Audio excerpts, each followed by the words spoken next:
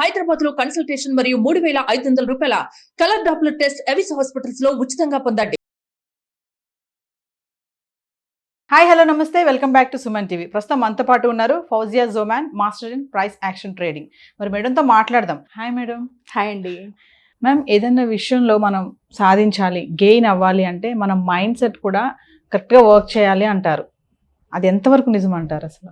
Yes అండి, మనకి ఏ కెరియర్లో అయినా సరే 10% స్కిల్ సెట్ అయితే 90% మైండ్ సెట్. అంటే ఫర్ ఎగ్జాంపుల్ ఒక ఇంజనీర్ ఉన్నారు, ఒక ఇల్లు కట్టాలి అనేది, వాళ్ళు ఇల్లు కట్టడం స్టార్ట్ చేసిండ్రు అంటే it's a skill set, implement చేస్తున్నారు. కానీ 100% ఆ ఇల్లు మైండ్లో ఆల్రెడీ కట్టేసుకున్నారు వాళ్ళు.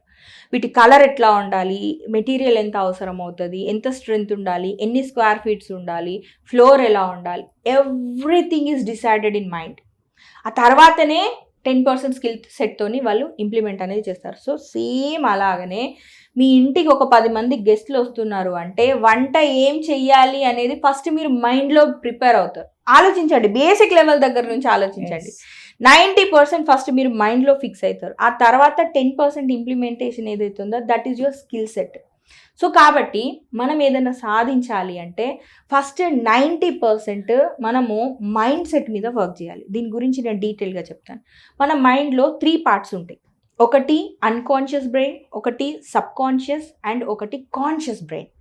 అన్కాన్షియస్ బ్రెయిన్ ఏదైతే ఉంటుందో ఇది మన పూర్వీకుల దగ్గర నుంచి వచ్చింది. ఇది అంటే ఆది మానవుడి దగ్గర నుంచి వచ్చింది ఇది. సో మన అన్కాన్షియస్ బ్రెయిన్ యొక్క లాంగ్వేజ్ ఏంటిదంటే ఫైట్ ఆర్ ఫ్లైట్.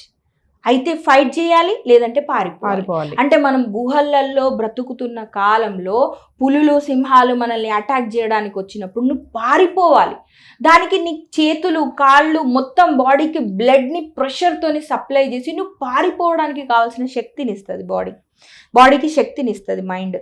సో అట్లాగా సబ్ కాన్షియస్ మైండ్ ఏంటిది అంటే అమ్మ గర్భంలో నువ్వు పుట్టిన రోజు నుంచి నువ్వేదైతే వింటున్నావో, నువ్వేదైతే బయటకు వచ్చిన తర్వాత తింటున్నావో, నువ్వేదైతే ఫీల్ చేస్తున్నావో, అంటే మన పంచేంద్రియాల నుంచి నువ్వేదైతే తీసుకుంటున్నావో అది 7 years వరకు మొత్తం నోట్ అవుతుంది, మొత్తం కూడా ఫీడ్ అవుతుంది.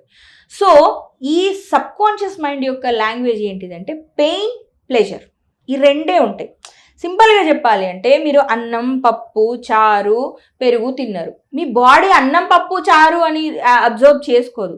దాన్ని గ్లూకోజ్, ప్రోటీన్స్, ఫ్యాట్ ఈ రకంగా అబ్జర్వ్ చేసుకుంటుంది.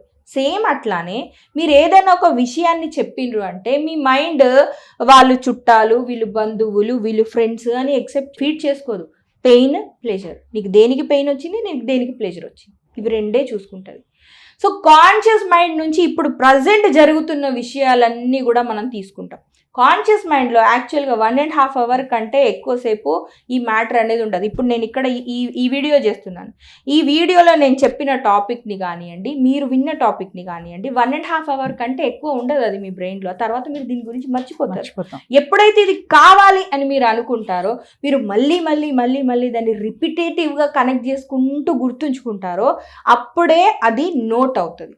సో కాబట్టి ఇప్పుడు మీరు ఏదన్నా ఫర్ ఎగ్జాంపుల్ స్టాక్ మార్కెట్ తీసుకుందాం. స్టాక్ మార్కెట్లో సక్సెస్ కావాలి అని మీరు అనుకుందాం. ఫర్ ఎగ్జాంపుల్ నేను మంత్లీ 10,000 రూపీస్ ఇప్పుడు సంపాదిస్తాను, నేను 1 lakh సంపాదించాలని ఒక గోల్ పెట్టినరని అనుకుందాం. ఇమ్మీడియట్గా సబ్ కాన్షియస్ మైండ్కి పెయిన్ వస్తుంది. పెయిన్ ఎందుకు వస్తుంది? అందరికీ పెయినే రావాలని ఏం లేదు, ప్లెజర్ కూడా రావచ్చు. ఎందుకంటే ఇప్పుడు చిన్నప్పటి నుంచి మనం ఉన్న సిచ్యువేషన్స్, 90s కిడ్స్ గురించి మాట్లాడుకుందాం. అమ్మ డబ్బుల కోసం చాలా కష్టపడుతుందో, నాన్న లేబర్ పనికి వెళ్ళి కూడా పనిచేసి 100 రూపాయలు తీసుకొస్తే తప్ప ఇల్లు గడవని పరిస్థితులు, ఇవన్నీ మీరు చూసుంటుంటారు. స్టాక్ మార్కెట్ గురించి మీరు నెగిటివ్గా వినుండాలని ఏం లేదు. ఈవెన్ నేను కూడా స్టాక్ మార్కెట్ గురించి నా కెరియర్ స్టార్టింగ్లో నేను నెగిటివ్గా ఏం వినలేదు. నేను డైరెక్ట్గా ఎడ్యుకేషన్ తీసుకొని దీంట్లోకి వచ్చిన తర్వాత దీని నెగిటివ్నెస్ని గురించి, డ్రాబ్యాక్స్ గురించి నేను విన్నాను. సో మీకు అదే కావాలని ఏం లేదు. అక్కడ మనీ అనే ఫ్యాక్టర్ మీద మీరు ఏమైనా నెగిటివ్గా విని ఉంటే, జనరల్గా మా ఫ్యామిలీలో జరిగింది నేను చెప్తాను. మా ఫ్యామిలీలో మేము ఏదైనా స్కూల్ యూనిఫామ్, బ్యాగ్స్ ఏదైనా కావాలి అని కనుక మేము అడిగినామంటే డైరెక్ట్గా ఫస్ట్ వచ్చే ఆన్సర్ ఏంటంటే డబ్బులు ఏమైనా చెట్లకు కాస్తాయి అనుకుంటారా, రూపాయి సంపాదించురు, దాన్ని నొప్పి ఏంటిదో తెలుస్తుంది మీకు. ఇదే డైలాగ్ వచ్చేది మాకు డెఫినెట్లీ. అంటే నా సబ్ కాన్షియస్ మైండ్ ఏం తీసుకుంది, రూపాయి సంపాదించడం అంటే ఇట్స్ వెరీ పెయిన్ఫుల్, చాలా కష్టం, అట్లా తీసేసుకుంది సబ్ కాన్షియస్ మైండ్. ఇప్పుడు మార్కెట్లో ఆర్డర్ ప్లేస్ చేయడానికి మీరు ఫిజికల్గా ఏమైనా వర్క్ చేస్తున్నారా? 5 నిమిషాల పని మీరు ఆర్డర్ ప్లేస్ చేస్తున్నారా, అయిపోయారు. కానీ మైండ్లోనేమో చాలా కష్టపడాలని రాసి పెట్టింది కదా, మరి ఇక్కడనేమో చాలా కష్టపడట్లేదు కదా. ఇంత సింపుల్గా డబ్బులు వస్తాయి అంటే మైండ్ ఎందుకు యాక్సెప్ట్ చేస్తుంది?